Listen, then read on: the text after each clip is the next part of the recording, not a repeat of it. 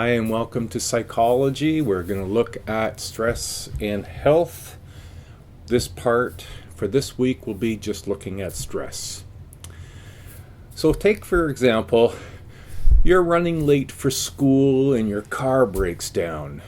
Today, of all days, when you have a major assignment due in one class and a midterm in another, or maybe you're a working parent trying to get your kids off to school in the morning, and when your youngest can't find their shoes and the dog just got into the garbage. Perhaps you've just fallen in love and have decided to make the relationship more serious. Or maybe you've grown dissatisfied in your relationship and you're contemplating ending it all. All of these situations have one thing in common. They all include some degree of stress. An inevitable and unavoidable fact of life. In this first part, we're going to look at what is stress and some couple of theories on stress. So by definition, stress are the physiological, so the things that you feel biologically, that your body feels. So physiological and psychological, so what goes inside of your head and your perspective of what you're experiencing. So stress are the physiological, the psychological responses to a condition that threatens or challenges a person and requires some form of adaptation or adjustment. Now, when we say about adaptation or adjustment, that just really means that stress, challenges us to do something about what we've experienced that we've seen as stress we either need to avoid or stress we want to get more of. So there are several models about the developed to better understand stress. Now, there are two predominant models used to explain stress, and one is the biomedical model and the other is the biopsychosocial model. The medical model, it focuses on illness rather than health, as the medical model is wont to do, and typically does on any other sort of genre where we're looking at ways of explaining. The biological or medical model is usually looking at what is the illness and how we can correct that. So they're only considering the biological factors. They're not really considering the psychological or any other social factors to stress. Now that doesn't make it wrong or bad or even weak. It just means that this particular model focuses on the illnesses associated with or as a result of not handling stress particularly well. Now the alternative, the biopsychosocial factors, consider both health and illness, and therefore sees, as the name implies, considers the biological, the psychological, and the sociological factors. Now, with more acceptance of this model, the subfield of health psychology emerges, where the focus is on the psychological variables that contribute to health and illness and the response to illness. So it's important to recognize that part of where it's gone psychologically is looking at not just stress, but looking at our responses to stress. And why is it that some people experience stress differently than others? What are the variables that might be within each of us, our psychology, if you will, that facilitate good handling or poor handling of stress, and therefore the impact that stress can have on our physiological experience, therefore our health, and potentially illness. Now, Canadian scientist and health and stress specialist Hans Selye, he developed what is called the general adaptation syndrome.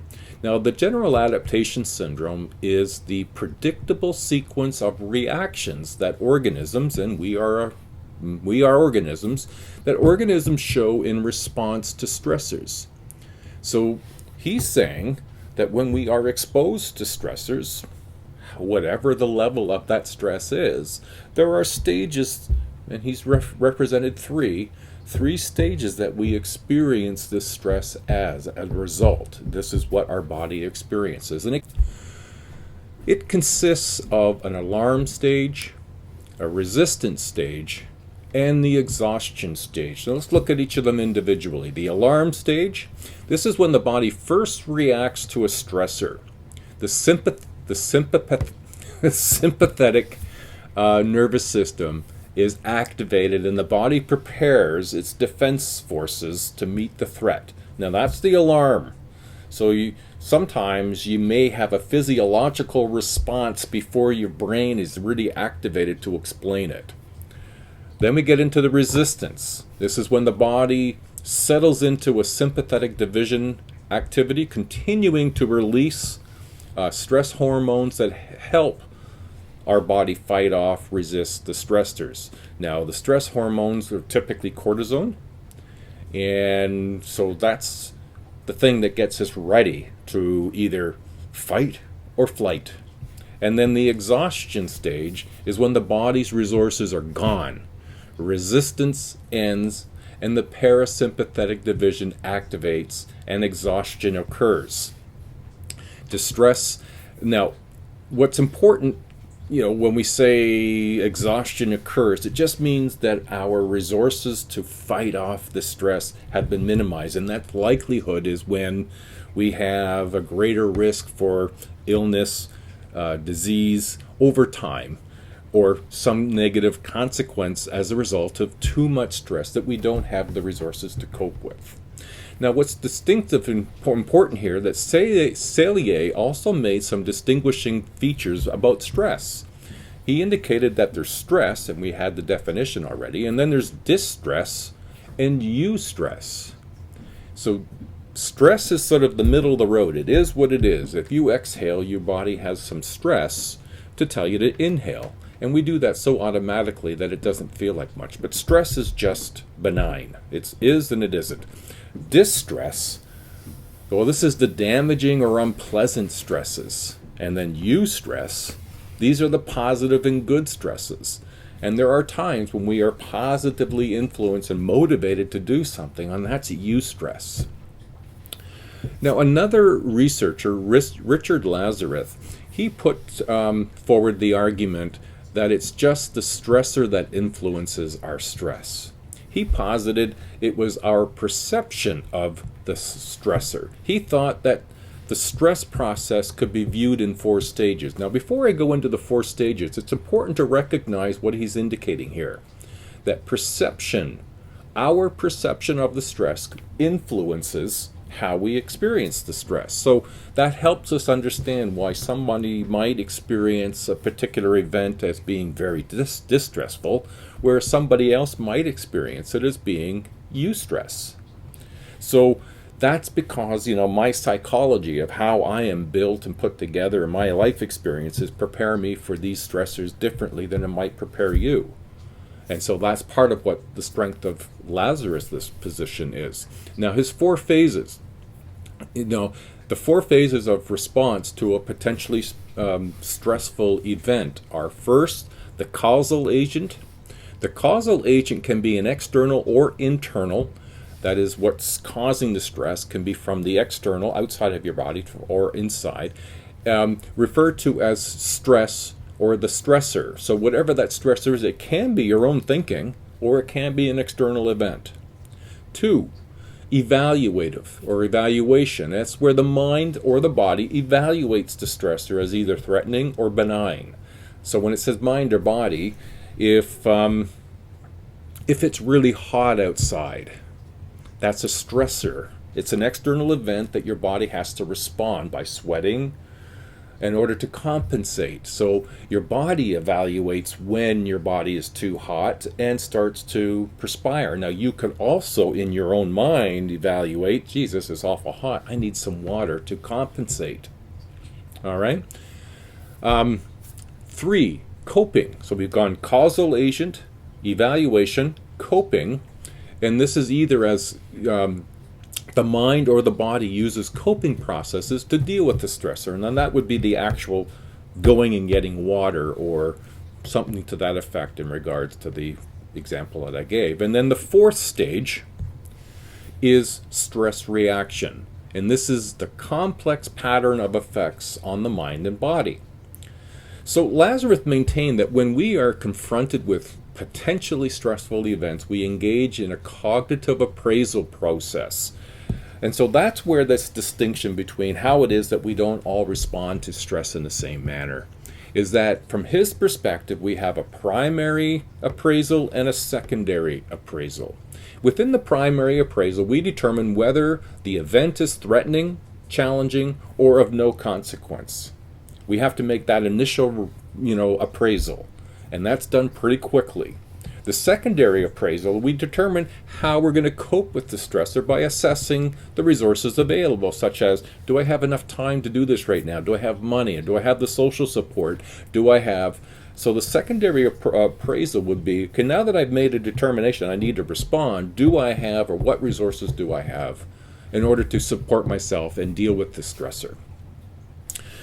Now, all we've talked about really so far is the general concept of stress. Now, there are everyday stressors. Now, we'll look at, and you've probably got some awareness about this, but stress is around us all day, every day. That's stress, distress, and even eustress. And we make choices about how we're going to respond. There are three primary categories, or approaches that we look at in dealing with stress. Now, these are broad stroke categories, and there will be variability in each category as to how effective any of these approaches are for us individually on any given particular stressor. And we don't always sort of make a conscious choice about which approach we're going to take. We oftentimes respond to stress with one of these three approaches. So let's look at them. There are three primary categories or approaches, and we're going to look at them. There's approach conflict. This is when a person must choose between two desirable goals. Sometimes that can be a little stressful, but often it's easier to choose between, do we want to go a trip to the Bahamas or a trip to Spain? They're both good. So they're both desirable. Really, one is not a whole lot better than the other. You sort of make some decisions about which one do you think you'll enjoy at this time of the year, and how much do they cost. You have decisions you can make. Avoidance conflict is when a person must choose between two undesirable goals. And then approach avoidance is when a person must choose or choose not to, when it has both positive and negative aspects to it. And so, as you may have experienced yourself, stressors that are unpredictable and uncontrollable are far more stressful than those that are predictable and controllable. A person can experience racial stress from simply being one of the few members of a particular race in any or in a variety of settings. This could be, for example, in a classroom, work, or social setting. The feelings of stress can be intense, even if racial attitudes are not present. Historical racism can also be a source of stress. Now, victims of catastrophic events are initially disoriented, dazed, and stunned, but they then become concerned about others and can follow the directions of rescue workers. Now, finally, when they begin to recover from the shock of whatever trauma they experience, they typically experience anxiety, nightmares, and a compulsive need to retell the events over and over, which are symptoms of post-traumatic stress disorder. Now, post-traumatic stress disorder, PTSD, is a prolonged and severe stress reaction to catastrophic events. Now, these events can include anything from war to assault to natural events like earthquakes and floods. A victim relives the trauma in flashbacks, nightmares, or intrusive memories. All right, so this has been a quick overview of stress. We will look in part 2 at health, more specifically coping with stress, health and disease, and the effect of your lifestyle on your health. I hope this has been helpful. This is the second to last week. Next week's on health will be your last week. I hope things are going well for you. Keep up the good work, and we'll see you next week.